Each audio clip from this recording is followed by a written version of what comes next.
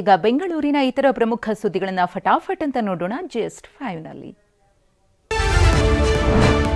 ವಿದ್ಯುತ್ ಕಂಬಕ್ಕೆ ಡಿಕ್ಕಿಯಾಗಿ ಕಾರು ಹೊತ್ತಿ ಉರಿದಿದೆ. ಕೆಂಗೇರಿಯ ಪಂಚಮುಖಿ ಗಣಪತಿ ದೇಗುಲ ಬಳಿ ಕಾರಲ್ಲಿ ಬೆಂಕಿ ಕಾಣಿಸಿಕೊಂಡಿದೆ. ಅದೃಷ್ಟವಶಾತ್ ಯಾವುದೇ ಪ್ರಾಣಹಾನಿ ಸಂಭವಿಸಿಲ್ಲ. ತಕ್ಷಣವೇ ಕುಟುಂಬದವರೆಲ್ಲ ಕೆಳಗಿಳಿದು ಅಪಾಯದಿಂದ ಪಾರಾಗಿದ್ದಾರೆ.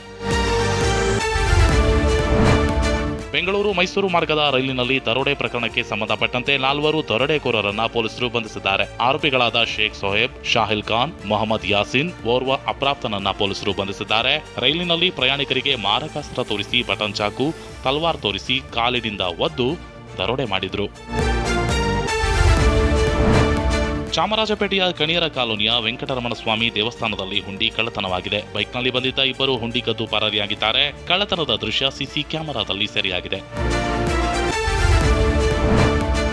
ಬಸ್ ಹತ್ತುವ ವೇಳೆ ಪ್ರಯಾಣಿಕರ ಮೊಬೈಲ್ ಫೋನ್ ಎಗರಿಸುತ್ತಿದ್ದ ಆರೋಪಿಯನ್ನ ಪೀಣ್ಯ ಪೊಲೀಸರು ಬಂಧಿಸಿದ್ದಾರೆ. ಒಡಿಶಾ ಮೂಲದ ವಿಜಯದಾಸ್ ಬಳಿ ವಿವಿಧ ಕಂಪನಿಗಳ 10ಕ್ಕೂ ಹೆಚ್ಚು ಮೊಬೈಲ್ ಫೋನ್ ಅನ್ನ ಜಪ್ತಿ ಮಾಡಲಾಗಿದೆ. ಖಾಸಗಿ ಕಂಪನಿಯಲ್ಲಿ ಕೆಲಸ ಮಾಡಿಕೊಂಡಿದ್ದ ಆರೋಪಿ ಶೋಕಿ ಮಾಡುವ ಸಲುವಾಗಿ ಮೊಬೈಲ್ ಕಳ್ಳತನ ಮಾಡುತ್ತಿದ್ದ.